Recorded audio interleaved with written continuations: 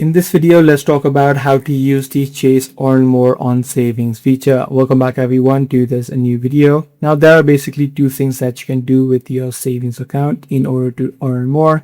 If you have access to the Chase Premier Savings account, you can significantly boost your interest rate yields by unlocking the tiered relationship rates. So only if you have this Premier Savings account, you'll be able to earn a higher interest rate. But however, if you have a different type of savings account, in this situation, you can take advantage of the AutoSave. So simply head over to the AutoSave section where you can select two things, the on schedule as well as whenever you get paid. So if you select the on schedule option, for example, if you save every week, if you're trying to save every other week, you can select the exact dollar amount so that the exact dollar amount is saved every week depending upon the time that you select.